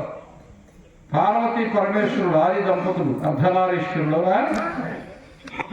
నువ్వు సీతారాములు చూస్తే సీతారాములాగా అవుతావు, పార్వతీ పరమేశ్వరుడు అవుతారు. అవునా? ఈ 2వ నాయక సీరియల్ చూస్తే మన అబ్బాయి బీచ్లో కొట్టుకొస్తారు. పెరిపాలెం బీచ్, మచిలీపట్నం బీచ్. అవునా? తల్లి చేలో వేస్తుంటే దూడ గిట్టును వేస్తుందా? చిన్నప్పుడే పొద్దున్నే అమ్మ కనుక నిద్రలేచి దేవుడి దగ్గర కూర్చుని పూజ చేస్తుంటే కొడుకో కూతురు పక్కన కూర్చుని పూజ చేస్తారు. నువ్వు లేవడగా ఏ కోసం 9 గంటలకు నిద్రలేచి, ఇప్పుడు ఏ 9? ఏ కోసం మా ఊళ్ళో మార్చాం. ఇప్పుడు 3 గంటలు కాదు, ఏ కోసం పొద్దు 9. ఏ కోసం 9కి లేచి నైట్ చేసుకొని రుద్దుకుంటూ 3 వాటిని కత్తరం చేసి వస్తే ఇంటర్మీడియట్లో నీ కూతురు ఇంట్లో ఉంటుందా? అంటే కొడుకు సంగతి నేను చెప్పలేదు. కొడుకు సంగతి ఏందో, వాడి జీవితం మొత్తం డిసెంబర్ 31 సంవత్సరం ఒక్కసారి వాడికి ప్రతిరోజు డిసెంబర్ 31. మా దేశంలో ప్రతిరోజు దీపావళి చెప్పుకుంటాగా, వాడి జీవితంలో ప్రతిరోజు 31. అవునా? శ్రీరాముడు అయోధ్యలో ప్రతిష్ఠితి కావాలంటే వారిని చంపాలా, సుగ్రీవుని కూర్చోబెట్టాలా, రావణాసురుడిని చంపాలా, విభీషణుడిని కూర్చోబెట్టాలా, ఆ తర్వాతనే శ్రీరాముడు అయోధ్యలో కూర్చుంటాడు. అవునా? మరి కొద్ది సంవత్సరం జరిగింది కూడా.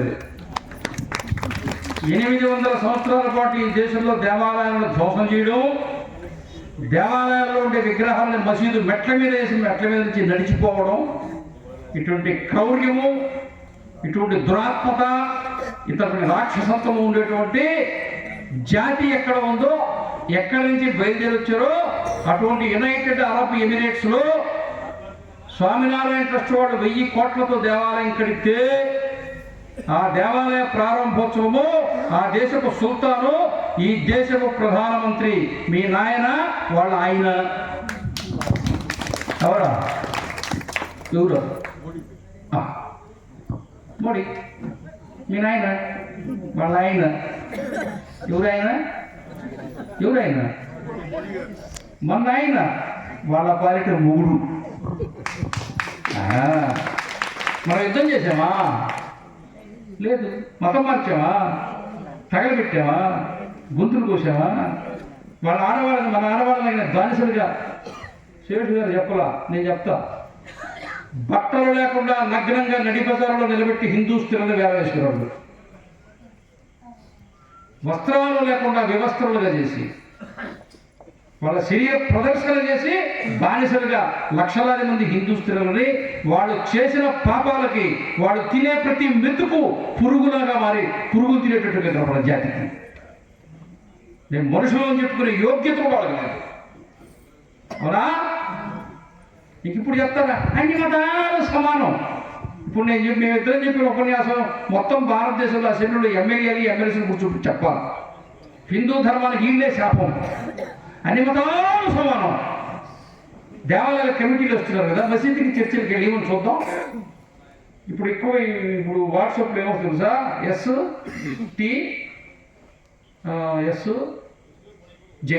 STSJ. ఇప్పుడు ఎక్కువగా వాట్సాప్లో సోషల్ మీడియాలో ఇన్స్టాగ్రామ్ ఏంటో తెలుసా, STSJ, సర్ తమసే జుదా. సర్ ఎస్ తమ్ టీ సే సా ఎస్ జుదా జే. మీ శరీరము నుండి మీ తలను వేరు చేస్తాము. ఎవరో దేశంలో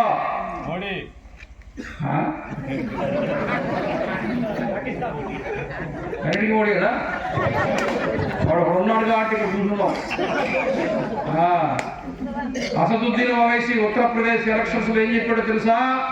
బహిరంగ సభలో ప్రతి దగ్గర ఏం చెప్పాడు? హెలికాప్టర్ వేసుకుని ఏం చెప్పాడో తెలుసా? యోగి శాశ్వతంగా ముఖ్యమంత్రిగా ఉంటాడనుకుంటున్నారా? మోడీయే ప్రధానమంత్రిగా ఉంటాడనుకుంటున్నారా? యోగి ఓడిపోతే ఆశ్రమానికి పోతాడు, మోడీ ఓడిపోతే హిమాలయాలకు పోతాడు. ఆ తర్వాత మేము హిందువులను ఊచకోత కొయ్యడం మొదలు పెడితే, మేము చంపడం మొదలు పెడితే మమ్మల్ని ఆపేవాడేవాడని ఈ దేశంలో ఉన్నాడా అన్నాడు. అన్నాడా లేదా? రోజు చూడలా. మన నిజామాబాద్లో ఒక సంఘటన జరిగింది. ఆయన ఎవరో ఒక ఉత్తరప్రదేశ్లో జింకల్లో వాడు విష్ణు అని చెప్పి ఒక తెగ ఉంది. దానికి సంబంధించిన ఆయన అక్కడ హీరోలాగా దాని ఒక అబ్బాయి ఉన్నాడు.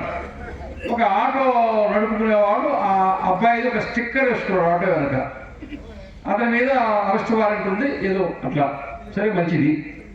వెంటనే పోలీసులు అతను అరెస్ట్ చేసి తీసుకుని లోపల పెట్టారు. అవునా? ఎందుకు ఆ నిజామాబాద్లో కానిస్టేబుల్ పీకర్ పోస్ట్ చంపేసింది ఎవరు? హైదరాబాద్లో ఇప్పటికీ 3 IPS ఆఫీసర్లు కాల్చి చంపింది ఎవరు? నల్గొండ జిల్లాలో నలుగురు పోలీసుల్ని కాల్చి చంపింది ఎవరు?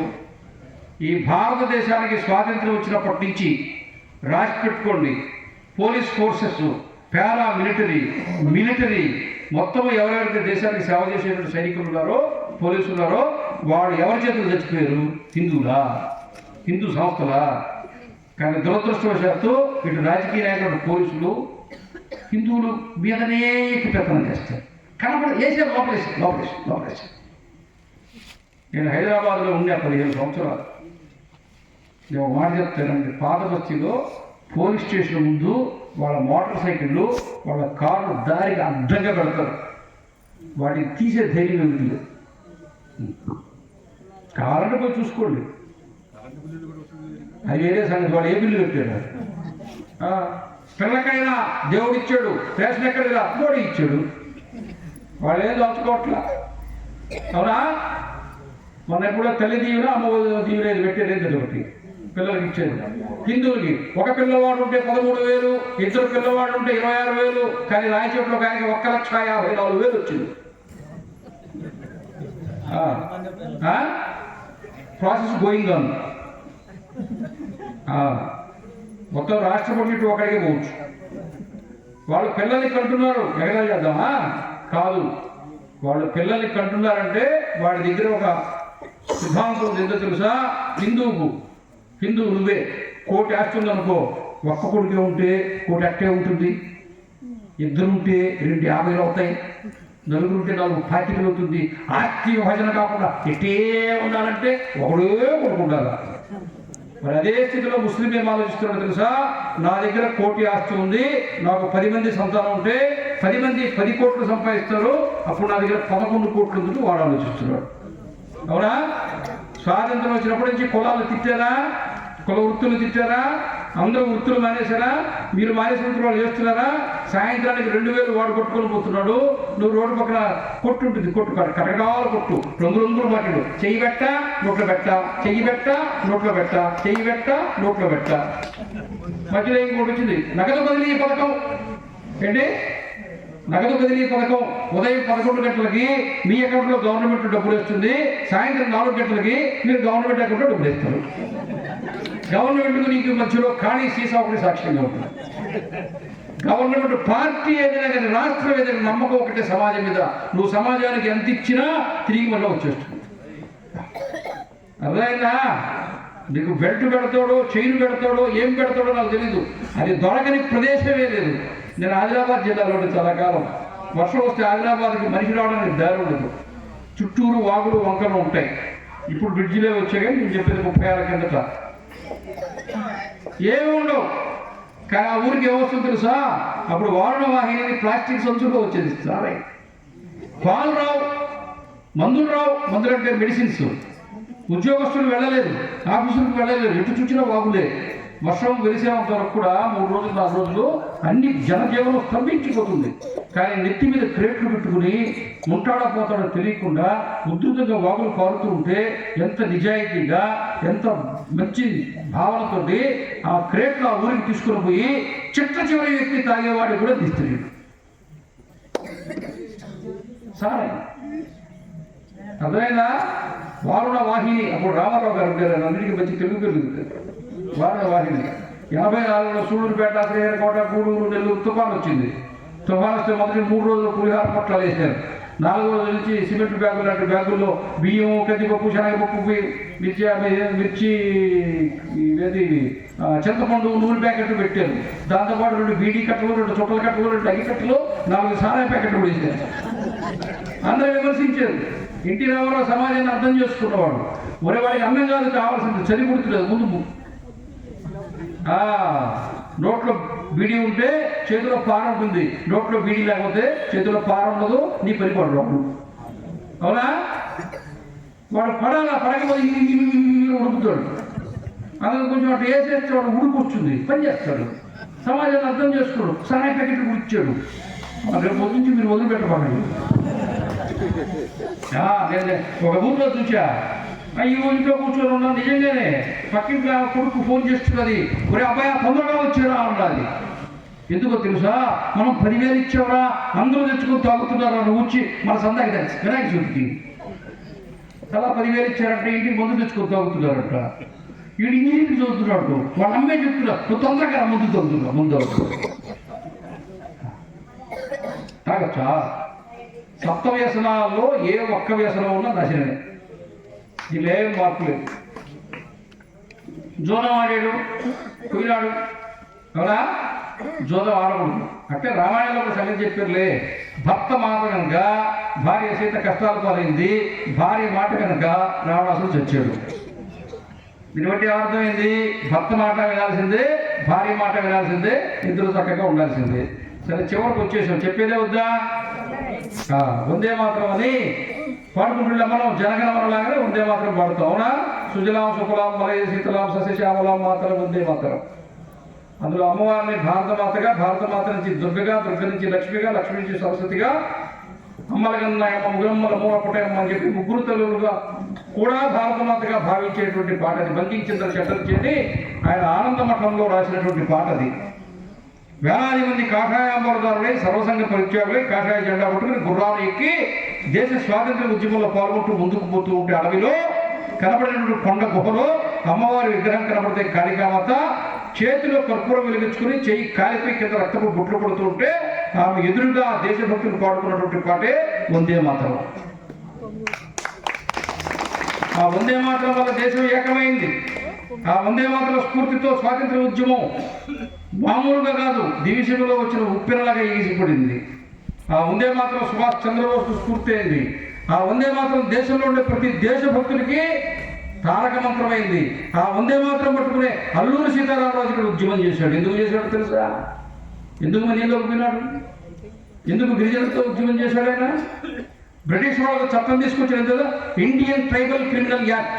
గూగుల్లో ఇప్పుడు చూసుకోండి, ఇండియన్ ట్రైబల్ క్రిమినల్ యాక్ట్. భారతదేశంలో ఉండే గిరిజనులందరూ ఈ చట్టంతో ఒక్కసారిగా వాడు తప్పు చేయకుండానే నేరస్తుడైపోయినాడు. ఏ కారణం చెప్పకుండా అరెస్ట్ చేసి లోపల పెట్టచ్చు. అలా బెదిరించి భయపెట్టి వాళ్ళందరి చేత వెట్టి చాకరీ చేయించి అడవుల్లో ఉన్నటువంటి వారంలోనికి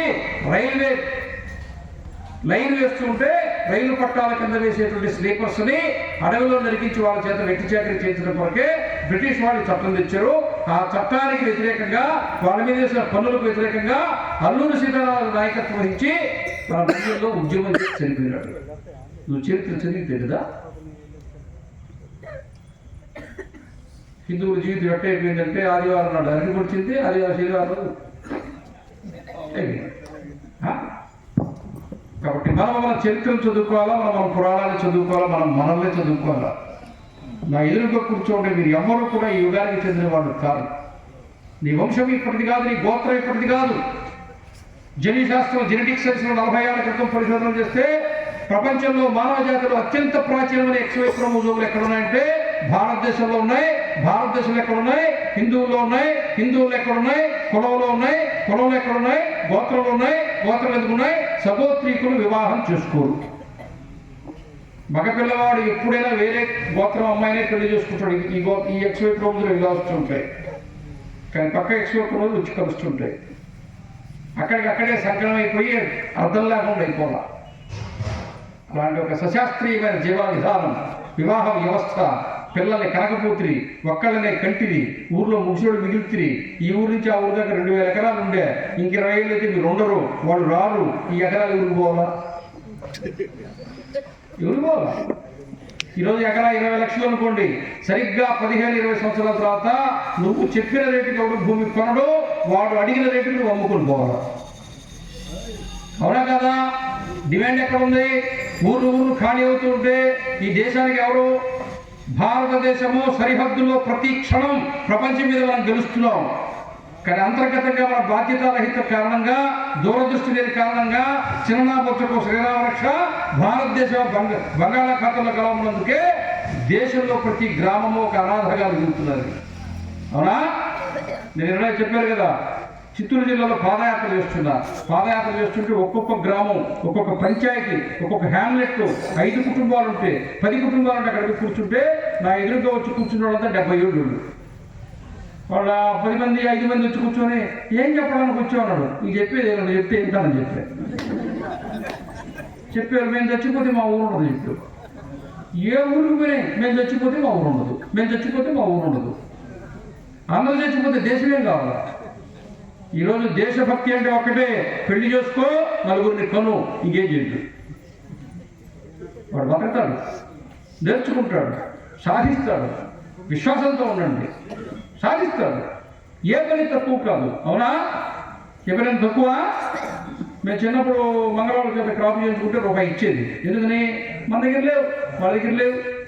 చిన్నప్పుడు బడికి పోయేది కదా, బడికి పోలా, పోయిలే, కింద కూర్చోలే, శుక్రవారం పేడేసుకోలేదు, కలుపుకోలే, నేల మీద కూర్చోలే, నిక్కర్లు వేసుకోలే, కూర్చొని చిరిగిపోలే, చిన్న కంపెనీ చిన్న పోస్ట్ ఆఫీసు, పెద్ద కంపెనీ పెద్ద పోస్ట్ ఆఫీసు ఎగదా చేసుకోలే. చేస్తున్నావు లేదా?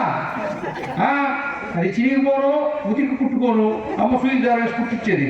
సిగ్గు, చిరిగిపోయిన గుడ్డ ఒంటి మీద ఉంటే సిగ్గు. పేదరికాన్ని దాచి పెట్టుకోవాలా, గుడ్డ సిగ్గును దాచి పెట్టుకోవాలా, లేనుడుగా కనపడకూడదు. అవునా? చిన్నప్పుడు చిన్న వయసులో ఉన్నప్పుడు అన్ని రకాలైన ఆలోచనలు వాళ్ళు ఉండేవి. మర్చిపోయినావా? ఆ రోజున మాకు బడి చెప్పే అంటే ఉపాధ్యాయులు ఉన్నారే, వాళ్ళు కూడా చిరిగిపోయిన ప్యాంటు, చిరిగిపోయిన చొక్క కుట్టుకుని వేసుకుని వచ్చుకుని మాకు పాఠాలు చెప్పారు. ఎందుకంటే చిన్న జీతాలు. అవునా?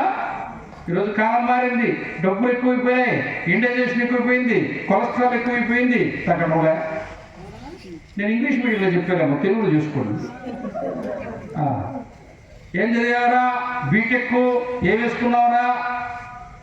Beggar jeans. తిన్నదనక కొవ్వికి 7,000 రూపాయలు పెట్టి పై నుంచి కింద దాకా చిరిగిపోయిన ప్యాంటు కొనుక్కొని వేసుకొని ఇదే స్టైల్ అని చెప్పి తిరుగుతుంటే నాకు ఏడుపు కాకపోతే ఏమొస్తుంది? చిరిగిపోయిన ప్యాంటులో చిరిగిపోయిన నిక్కర్లో పుట్టుకుని వేసుకున్న తరం మరి చిరిగిపోయిందే వేసుకొని తిరిగితే బెగ్గర్ అంటే అడుక్కు తినే ప్యాంట్ వేసుకుని తిరగడానికి మీ ఆయన 6 ఎకరాలు అమ్మాలా అంటే వాడు చెప్పాడు ఇంకా 6 ఎకరాలు అమ్మిందిలో నాకేం మిగిలింది? ఉద్యోగం రాకపోయా, పనిచేయడం రాకపోయా. ఆర్టీసీ క్రాస్ రోడ్ నెల్లూరు హైదరాబాద్లో సంవత్సరానికి 450 కోట్ల టర్నోవర్. బిచ్చకాలం డబ్బు, మనం వేసే డబ్బు రూపాయలు 2 రూపాయలు. 450 కోట్లు. ఇప్పుడు కాదు, 20 ఏళ్ళ నాడు ఇండియా టుడేలో వేశారు వ్యాసం. కాబట్టి ముష్టం చెప్పంత సులభంగా తీసేయకండి. వాళ్ళు పాప ఇంటికి పోతే ఏసీ వేసుకుంటారు, ఇంటికి కారులోనే పోతారు. ఎక్కడికి వచ్చిన తర్వాత చిరిగిపోయి కొట్టేసుకొని కూర్చుంటారు. నీకు కావాలంటే మీ కూతురు పెళ్లికి కావాలంటే 50 లక్షలు వడ్డీ కూడా ఇస్తారు. అర్థమైందా?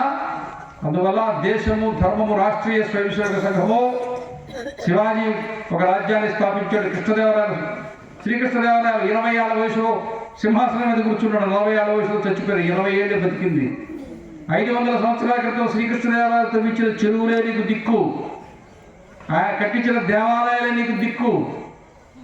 అలాగే సాహితీ సమరాంగణ చక్రవర్తి గంటము పట్టాడా? ఆగదు. కత్తి పట్టాడా? ఓడింది లేదు. పరమ పరాక్రమవంతుడు ఎవరు? కృష్ణదేవరాయలు. 500 సంవత్సరాల నాడు 1000 సంవత్సరాల భవిష్యత్తులో ఆలోచించిన వాళ్ళు. 20 ఏళ్లలో ఎక్కాడు సింహాసనం మీద, 40 ఏళ్ళకి చచ్చిపోయాడు. అవునా? శివాజీ 16 సంవత్సరాల్లో తోరణ దుర్గాన్ని జయించాడు. శివాజీ సైన్యం ఎంత? 300. ఔరంగజేబు సైన్యం ఎంత? 15 లక్షలు. శివాజీ వయసు ఎంత? 16 ఏళ్ళు. ఔరంగజేబు వయసు ఎంత? 50 ఏళ్ళు. యుద్ధం చేస్తే ఎవరు గెలవాలా? శివాజీ గెలిచాడు, మనోడు ఓడిపోయాడు. అర్థమైందా? అందువల్ల ఈ దేశంలో పరమ పరాక్రమవంతులే పుడతారు, వీరులే పుడతారు, శౌర్యవంతులే పుడతారు, ప్రతాపవంతులే పుడతారు. జాతి హితం కోసం, ధర్మ హితం కోసమే జీవిస్తారు. ఏమైనా అనుమానా ఉందా? అందువల్ల మనం ఈరోజు ఇక్కడ రాష్ట్రీయ స్వయంసేవక సంఘం అంటే మహాభారత యుద్ధం అయిపోయిన తర్వాత కలియుగం ప్రారంభమైన తర్వాత గత 5000 సంవత్సరాలలో యావత్ భారతదేశంలో ఉండేటువంటి హిందువులు గ్రామంలో ఉన్నావా, నగరంలో ఉన్నావా, చదువుకున్నావా, చదువుకోలేదా, ఈ కులమా, ఆ కులమా, ఈ భాష, ఆ భాష, ఈ ప్రాంతమా, ఆ ప్రాంతమా, కొండల్లో ఉన్నావా, అడవుల్లో ఉన్నావా, సముద్ర తీరంలో ఉన్నావా, యావత్ భారతదేశంలో ఉండే 7 లక్షల గ్రామాలలో ఉండే హిందువుల చేత ఒకే ఒక్క మాట చెప్పించేది ఏదో తెలుసా? భారత్ మాతాకి జై.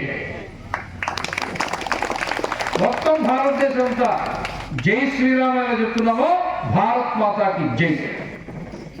మొన్ననే కేరళలో ఒక కేసు నమోదైంది. ఏం తెలుసా? వాళ్ళు భారత్ మాతకి జై అన్నారు. ఇది మత కల్లోలను సృష్టిస్తుంది, అందుకని వీళ్ళ మీద కేసు పెట్టాము, 4 పేర్లు లోపలేస్తున్నామని చెప్పారు. కర్ణాటకలో కొత్త చట్టం వచ్చింది అక్కడ. బ్రిటిష్ వాళ్ళు కూడా భారత్ మాతాకి జై అంటే అల్లా. వందే మాత్రాన్ని నిషేధించారు. వందే మాత్రం అంటే జైల్లో పెట్టారు. చంద్రశేఖర్ ఆజాద్నే పెట్టారు 9 ఏళ్ల వయసులో.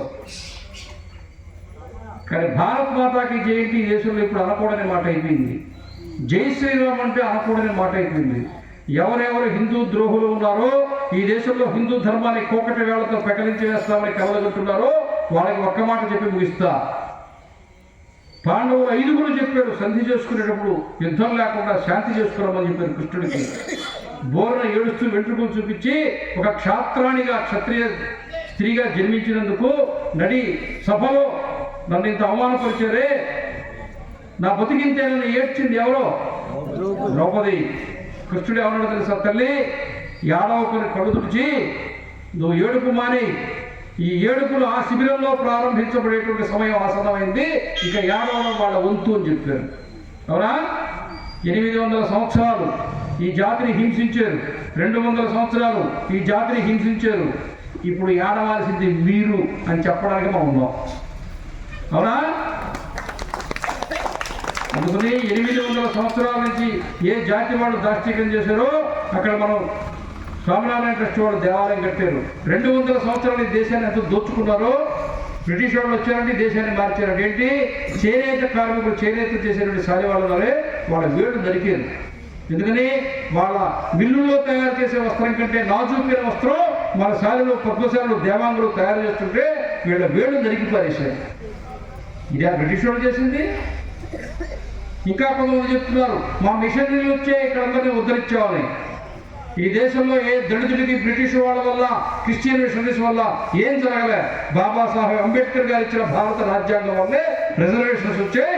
రిజర్వేషన్స్ వచ్చినందువల్లే ఎస్వి రామ్ కోవింద్ రాష్ట్రపతి నాడు ఆయన వల్ల ఈ రోజు ద్రౌపది ముర్ము రాష్ట్రపతిగా ఉంది. బాబాసాహెబ్ అంబేద్కర్ వల్ల ఈ దేశంలో సంస్కరణలు వచ్చాయి. సమాజం కలిసి నడుస్తున్నది. విదేశాల నుంచి వచ్చి ఈ దేశాన్ని దోచుకున్న రాక్షస జాతుల వల్ల కాదు.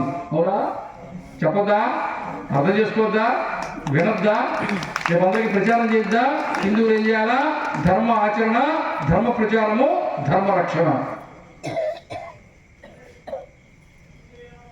ఆ బ్రిటిష్ వాళ్ళ ప్యాలెస్ బకింగ్హామ్ ప్యాలెస్ లో ఋషి శౌనక్ అనే హిందూ ప్రధానమంత్రి అయిన తర్వాత ఆయన భార్య ఆయన కూతురు ముగ్గురు దీపావళి పండుగ చేసిన తర్వాత ఇక్కడ దేవాలయం కట్టారు. అక్కడ దీపావళి చేశారు. అప్పుడు శ్రీరాముడు అయోధ్యలో వచ్చి ప్రాణ ప్రతిష్ఠితం అయినాడు.